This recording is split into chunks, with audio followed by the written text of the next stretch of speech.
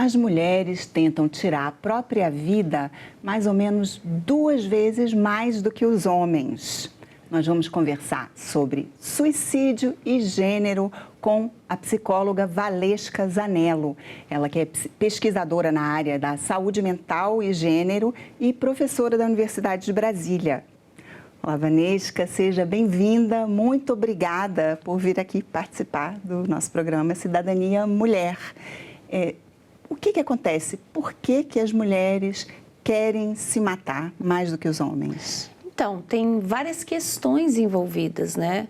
Eu orientei uma dissertação de mestrado do Felipe Baeri, onde a gente pesquisou a questão da tentativa também do suicídio feminino e as diversas orientações sexuais. Então, alguns fatores são comuns a essas mulheres. O primeiro deles foi as masculinidades agressoras. O que significa isso? A agressão tanto por omissão quanto por ação.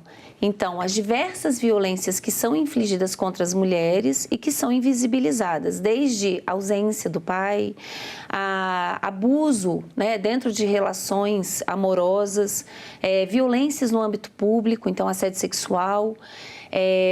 Em segundo lugar, apareceu o ideal estético, o quanto que é muito difícil para as mulheres se sentirem sempre aquém daquilo que é colocado para a gente como esse ideal, inclusive a questão racial. Então, o racismo fazendo uma interseccionalidade, promovendo um sofrimento bastante intenso, né?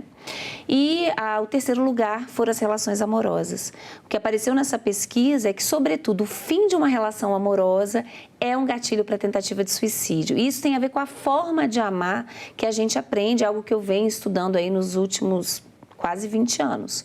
Ou seja, como é que o amor é identitário para as mulheres. Não se trata só de ter alguém, se trata de que nós mulheres, a gente aprende a terceirizar a nossa autoestima. A gente aprende que só é desejável se tem alguém nos desejando, que é um pouco, tem a ver com a metáfora que eu criei do livro, né, que eu publiquei, que é a metáfora da prateleira do amor, que a gente pode até falar um pouco sobre ela.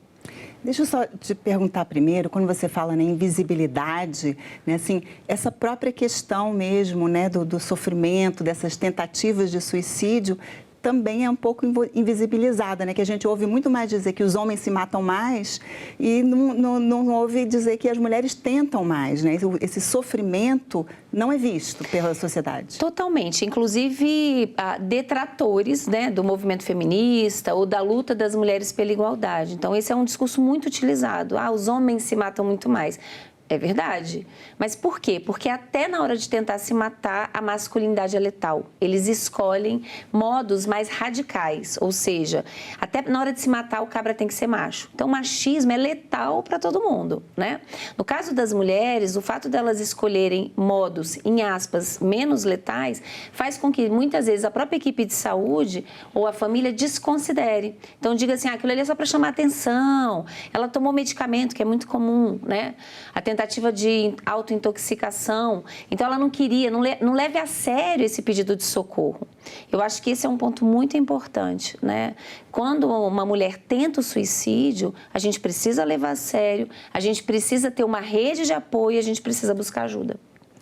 E como que se busca ajuda, né? Você é psicóloga clínica, né? Atendeu muitos anos, assim, onde que a mulher procura e ela é ouvida quando ela procura? Então, é muito importante buscar a ajuda de um psicólogo, se necessário, dependendo do caso, da crise, muitas vezes vai ser necessário também se trabalhar junto com um psiquiatra, mas, sobretudo, buscar grupos de mulheres.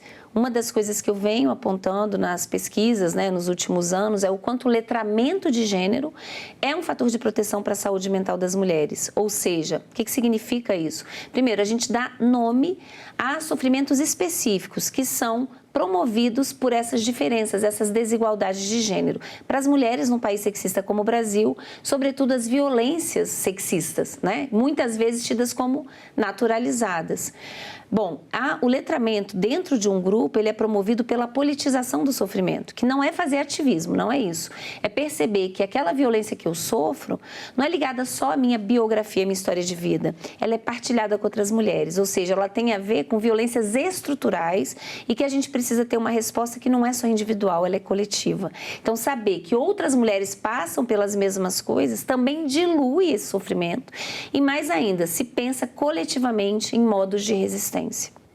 E existe um risco também, assim, de quando a mulher procurar ajuda, até para profissionais, assim, dela ser também, né, de não ser escutada, de ela ser revitimizada de certa forma? Com certeza, Roberta. Eu acho que a gente tem que pensar o seguinte: a gente vive numa sociedade que é histórica e culturalmente sexista, então profundamente sexista. A gente tem vários índices de violências contra as mulheres que apontam para isso, e os profissionais de saúde de um modo geral, como no judiciário, como qualquer profissão, né? A gente não é filho de repolho, a gente vai reproduzir os valores da cultura na qual a gente se socializou. Por isso que o letramento de gênero é importante também para esses profissionais. É muito fácil a gente fazer uma psicologização ou uma psiquiatrização. O que é a psiquiatrização? É tentar, então, responder somente com medicamento e silenciando o sintoma, o mal-estar daquela mulher. Vou dar um exemplo.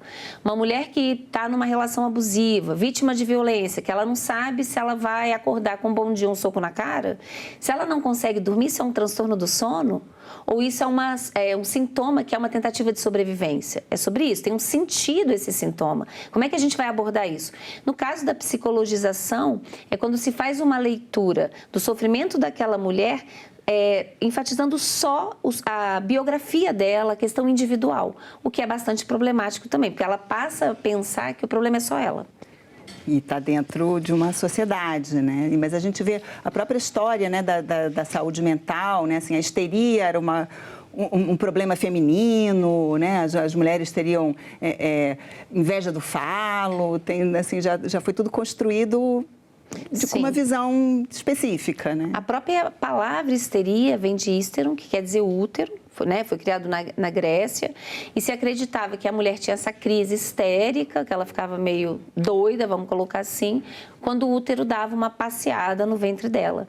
Os corpos das mulheres sempre foram usados e continuam sendo para justificar, em aspas, o suposto enlouquecimento. Quando a gente sabe que é muito difícil ter sanidade mental como mulher numa cultura tão violenta contra as mulheres como a nossa.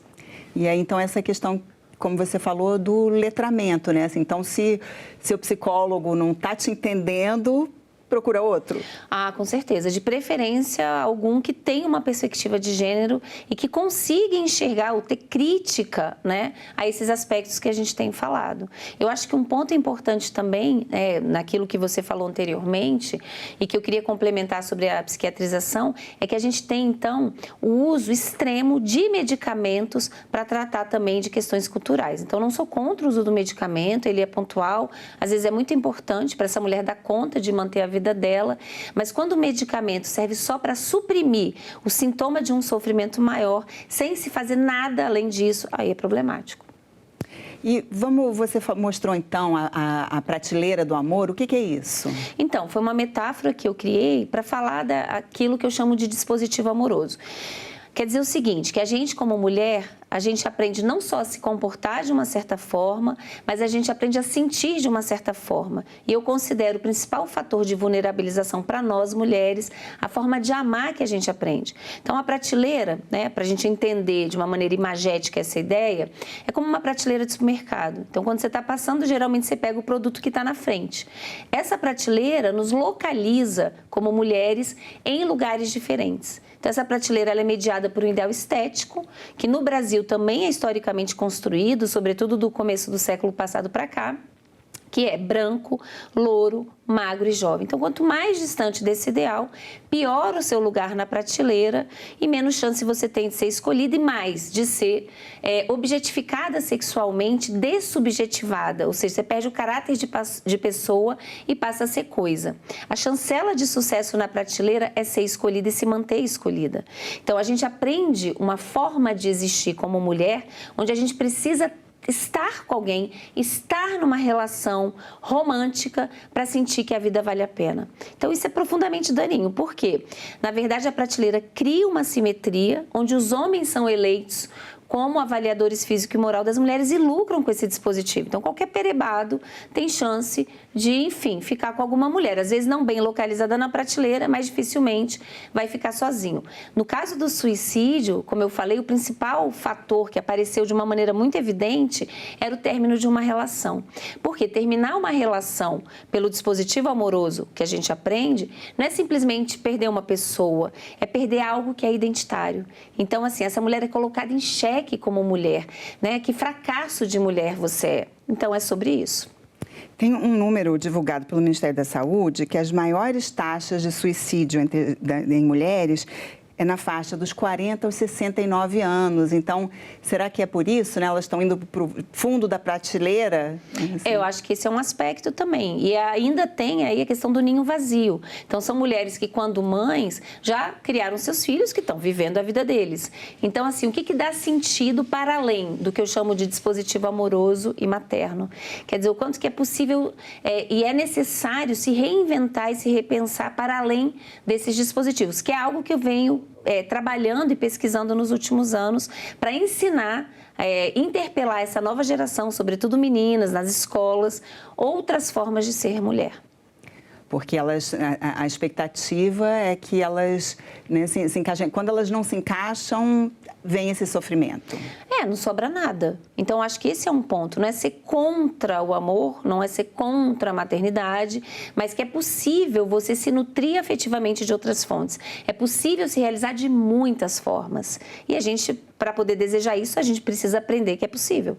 Que isso é uma coisa da socialização feminina, né? Os homens, eles encaram essas questões de outra forma. Eles também são pais, eles também têm relações amorosas, mas eles lidam com isso de outra forma. Essa é uma frase do meu livro, que já circulou muito nas redes sociais, mas que eu acho que diz muito, onde eu aponto no meu livro Saúde Mental, Gênero e Dispositivos, essa ideia de como é que na nossa cultura, nesse processo de socialização, os homens aprendem a amar muitas coisas e se realizar de muitas formas, e as mulheres aprendem a amar os homens. Não pode dar certo. É um preço muito caro para a gente. E elas ficam, né, sempre em torno disso, dos homens e da família, como você falou, a questão materna, os filhos e o cuidado, né? Cuidar das pessoas, da casa, dos bichos, sempre cuidando. E suportando relações abusivas, né? Exatamente para evitar esse término. Essa questão do cuidado também apareceu nessa pesquisa sobre o suicídio e de maneira ainda muito mais forte nas mulheres heterossexuais. E é importante dizer que na pesquisa com os homens, também apareceu para os homens heterossexuais como ter uma namorada, uma mulher, uma esposa é um fator de proteção para a saúde mental deles. Por quê? Porque eles lucram com esse investimento que a gente faz. Enquanto a gente cuida deles, por eles e para eles, os homens cuidam da vida deles. E as mulheres conseguem pedir ajuda? Assim, enxergar, elas cuidam dos outros, mas elas conseguem se cuidar, elas conseguem perceber o sofrimento nelas mesmas e ver que elas estão pedindo, precisando pedir? As mulheres pedem mais do que os homens, até porque isso não nos coloca em xeque identitariamente. Mas muitas vezes elas se sentem culpadas de precisarem ser cuidadas e de não estarem tão disponíveis quanto, em aspas, supostamente deveriam para cuidar dos outros. E como que elas lidam, quando elas pedem ajuda, elas sabem se enxergar, elas percebem onde que está pegando ou isso também é difícil? Muito mais. Assim, esse autoconhecimento é muito mais fácil ocorrer por parte das mulheres do que por parte dos homens. Porque a proteção, vamos colocar assim, para aquilo que é considerado como mais sensível, vulnerável, é mais acessível para a gente. Porque não nos coloca em xeque o nosso valor, a nossa identidade. Mas só que elas se culpam, né? Elas não percebem que muitas vezes é uma coisa da sociedade, é essa que é... Elas se culpam por precisarem de ajuda e não poderem, naquele momento, ajudar tanto quanto elas gostariam. Isso se dá em muitas esferas, né? Eu fiz pesquisa recentemente, o artigo está para sair, sobre a questão de mulheres obesas, né? O que é chamado de mulheres obesas. Muitas vezes as mulheres, por exemplo, buscam a cirurgia bariátrica porque elas precisam cuidar, sentem que gostariam de cuidar mais dos filhos, gostariam de estar mais disponíveis para cuidar dos pais idosos. Então, assim, a gente não viu isso entre os homens, entendeu? O cuidar também é ensinado para a gente como algo identitário. A gente aprende a sempre priorizar as necessidades, desejos e anseios dos outros em detrimento dos nossos.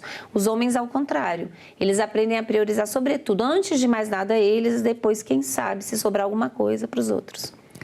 Quando a gente fala de suicídio, né, essa tentativa de tirar a própria vida, mas a gente percebe que, na verdade, no fundo, não seria propriamente uma vontade de morrer ou de acabar com a vida, é uma vontade de acabar com o sofrimento. Sim. Né? E aí, então, o importante é isso, é perceber que é possível acabar com esse sofrimento. Sim, com certeza. Tem uma piada, mas é uma piada muito séria, que rolava muito quando eu estudei em filosofia, que dizia o seguinte: meus professores que eram existencialistas, que se a gente tivesse um botãozinho no umbigo, onde a gente pudesse desaparecer sem dor, sem nada de repente, e que você pudesse usar em qualquer momento da sua vida, provavelmente a humanidade não estaria aqui. Então, assim, eu acho que é muito importante a gente falar, primeiro, que não é uma coisa totalmente fora da realidade humana, que pode acontecer em certos momentos da vida de todo mundo, mas que, aparecendo e sendo recorrente, você precisa estar atento e buscar ajuda. Agora, e essa questão também das mulheres tentarem e às vezes não conseguirem. Existe um estigma social, né? A pessoa que já tentou tirar a própria vida, como ela é recebida, ela é compreendida, as pessoas percebem que aquilo é um pedido de ajuda? Isso depende muito da família. E aí o prognóstico também depende dessa família, né? Tem família que vai achar uma frescura, mas tem família que vai levar a sério, vai buscar ajuda. Por isso que o esclarecimento através dos meios de comunicação é tão importante, né? Levar conhecimento é algo subversivo e pode ajudar muita gente. E falar, né? Falar sempre é positivo, né? Falar sobre o sofrimento, sobre o que está passando. Totalmente. E a abertura também da família para acolher, para prestar atenção, né? Dificilmente uma pessoa tenta tirar a vida e ela não deu muitos sinais antes. Então, para os pais, né, que vão estar assistindo o programa, ficar atento a esses sinais. Chamar o filho ou a filha para conversar. Se você não conseguir, levar para um psicólogo. Eu acho que essa é uma questão muito importante. Se você não conseguir, conversar você mesmo, né? Sempre é bom conversar. Porque, assim, o problema da comunicação é que se você não teve pais que, enfim, tinham uma comunicação possível, aberta, nomeando emoções, é muito difícil você aprender isso sozinho, né? Por isso que, geralmente, também, quando a gente tem pais que buscam terapia para uma criança, geralmente os pais terminam na terapia. Porque tem questões que são deles também. Então, às vezes, é preciso quebrar um ciclo, né? E, às vezes, é difícil fazer isso sozinho. E dentro, né, da família, assim, as expectativas, né, dos filhos, meninos e meninas, também são muito diferentes. Ah, totalmente. Aí a gente vai ter um impacto de gênero muito grande, né? Inclusive trazendo diferenças para essa socialização para meninos e meninas. Por exemplo, na pesquisa com os meninos, a questão do ambiente familiar e, sobretudo, a figura do pai, reproduzindo a homofobia, sobretudo aí em relação a meninos gays ou bissexuais, foi muito grande. E com alto impacto na saúde mental, inclusive na ideação suicida. E com relação às meninas também, assim, essa expectativa de que elas sejam cuidadoras, que elas se atentem mais para os outros, que, né, a própria questão de carreira profissional, tudo isso vem desde de pequeno também. Ah, com certeza. Mas para as meninas o que apareceu foram aquilo que eu falei, as masculinidades agressoras. Então, assim, muitas vezes, né, o pai ausente, abuso sexual, violências que, infelizmente, no Brasil são muito comuns. Espera-se que elas absorvam isso. Do gênero? Sociedade.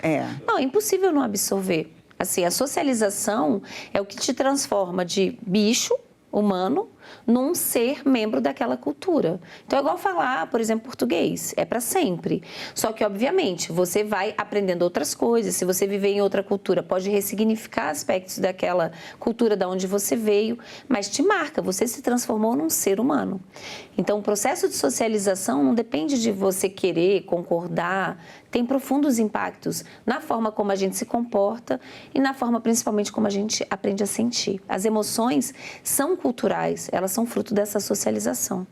E existem culturas que lidam com essas questões de forma diferente atualmente? Assim, olha, indígenas, a questão da cultura faz muita diferença em todos os aspectos, né? Inclusive, tanto nessas questões que eu estava apontando, da questão do cuidado, a questão do amor. Por exemplo, a gente tem no Brasil mais de 300 etnias indígenas. Em muitas delas, o parir é ligado à mulher, mas o cuidar é coletivo.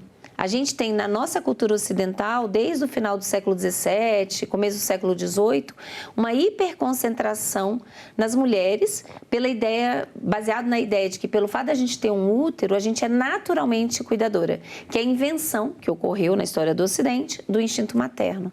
Então, assim, essa cobrança, né, se paga um preço muito caro. O sistema usa um trabalho invisível que nem é reconhecido. Então, esse instinto materno, ele está aí ligado, conectado também com a culpa materna? Total.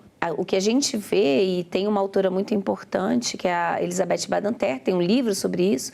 Ela fez uma pesquisa sobre o mito do amor materno, mostrando isso, como é que houve um aumento da culpabilização das mães. Eu posso te dizer, eu tenho quase 30 anos já de formada, que eu nunca encontrei uma mulher mãe que não sentisse culpa. Então, assim, quando ela cuida muito, ela se sente intrusiva, quando ela cuida menos do que ela acha que deveria, ela se sente negligente. Só que, independentemente de você ter filho ou não, porque a maternidade é o ápice dessa culpa, nós, mulheres, nós somos socializadas para nunca dizer não, para a necessidade, para o desejo do outro. Então, é um grande desafio, né? Como se priorizar, como cuidar de si mesma, como fazer essa mediação do que você dá e do que você recebe e do que você se dá também. E aí, então, voltando de novo, né, o nosso tema aí do suicídio, então, você está nesse sofrimento, quem estiver, né, sofrendo, assim, como se fosse, tá ao nosso redor, né, como o ar que nos cerca, mas a partir do momento que você se dá conta disso, busca ajuda para o seu sofrimento, procurar alguém para conversar, um terapeuta que te entenda e te atenda. Sim, tem o CVV, acho que tem vários hoje grupos que recebem pessoas que têm ideação suicida. O importante é não guardar para você, porque tem muita gente com sofrimento parecido. Então, só o fato de você poder falar sobre esse sofrimento já é bastante libertador. Com certeza. Então, lembrando aí, como a Valesca citou, né, o CVV, o número 188, disponível aí, ligação gratuita, também tem chat, tem internet, quem quiser falar, eles estão lá disponíveis 24 horas por dia, né? Além do, né, assim, a terapia, a medicina mesmo, às vezes é necessária, né? Sempre é bom procurar aí alguma ajuda, né? E nós agradecemos, então, Valesca, muito obrigada pela essa conversa, esses esclarecimentos. E eu agradeço também a você que nos acompanha. Essa entrevista já está disponível no site da TV Senado, senado.leg.br/TV, e também no canal da TV Senado no YouTube. E obrigada pela atenção e até o próximo Cidadania Mulher.